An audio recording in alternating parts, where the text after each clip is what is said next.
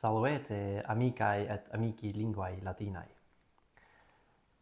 In this video, we're going to have a look at a recently available Latin book, Sodales, an early Latin reader, by Anthony Gibbins. It came out in September and is published by Contubernales Books, a new small publisher of Latin and Greek books. The book is aimed at novice readers and it is listed on the publisher's website at a price of $20 US. You can buy it directly from there, but it is also available via Amazon and other websites. The author, Anthony Gibbins, is known for his website, Legonium, on which he publishes materials to teach and learn Latin and some Greek for free. He uses Lego to illustrate Latin in order to make it more understandable and fun.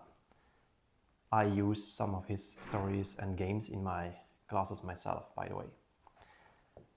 This book, Sodales, is designed to be read alongside the Legonium Disco course available on the website, which teaches you everything you need to know to read Sodales.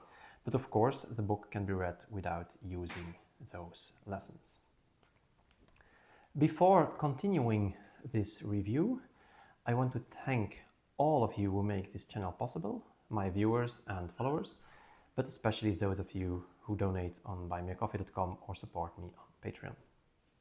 I also want to thank the author, Anthony Gibbins, for his kind reply to my questions and his clarifications.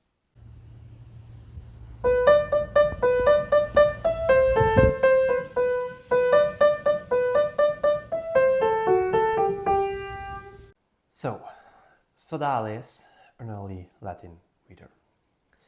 This book consists of an introductory chapter, followed by the main story in 6 chapters. In the introduction, we are greeted by the narrator, Sophia, who is going to tell us about her friends. Every chapter is then about one of those friends. All chapters follow the same pattern. The narrator presents her friend, tells about his, her, or its job, where this friend lives, which is his favorite god and goddess, favorite animal, hobby, etc. Then the friend meets one of the other friends and they enjoy the hobby together. The next chapter starts with the new friend and repeats the pattern, with almost word for word the same sentences. All of these are short, easy sentences, and every 1 or 2 sentences are illustrated with large pictures of the Lego characters. At the end of the book, you can find all sentences translated into English. So, what do I think about this little book? As we know, repetition of compelling, comprehensible input is key to acquire a language. As such, this book does a good job by repeating quite literally the same storyline 6 times. It so gives students the time they need to truly acquire the expressions used. I don't think the repetition makes it less compelling, since every character likes different things. Moreover, the text makes sure to repeat the same words in a lot of different forms, and students in this way get used to this feature of the Latin language. To be fair, it is not the most exciting stuff to read, but it's a colorful and joyful book.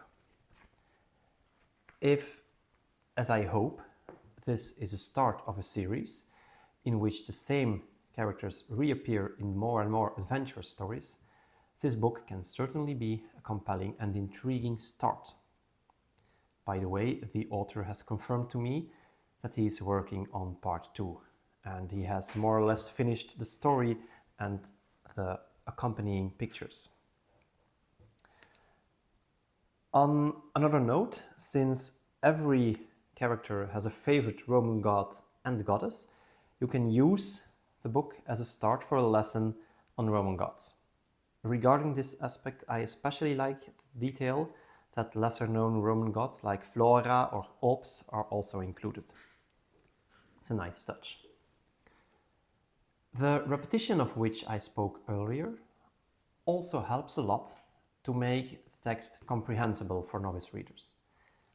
How much they exactly will understand depends, of course, on when your students read this during their Latin course and on the amount of support you give them while reading.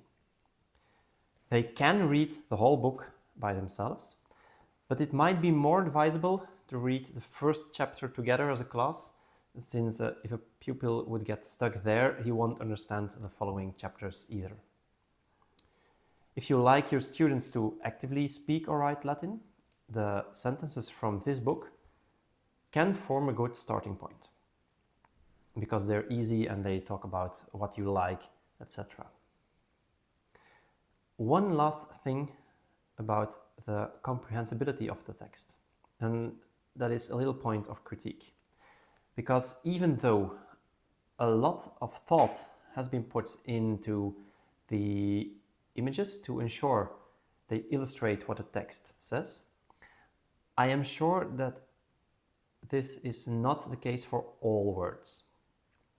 In particular, the second and third page of each chapter have a lot of words that cannot be easily understood by readers unless they already know the words, or unless they look them up in the translations section at the back, or if you help them as a teacher.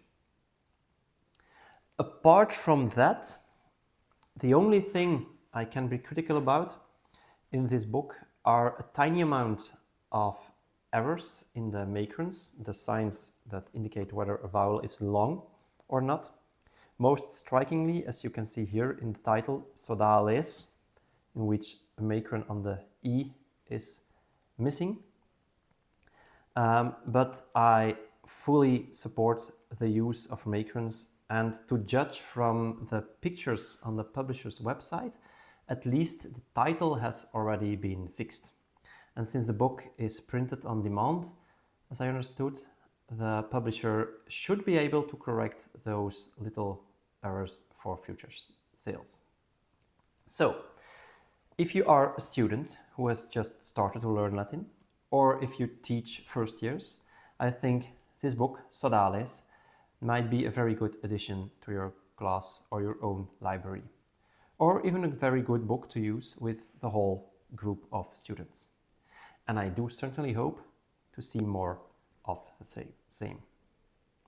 Thank you for watching, and I hope to see you next time. Bye.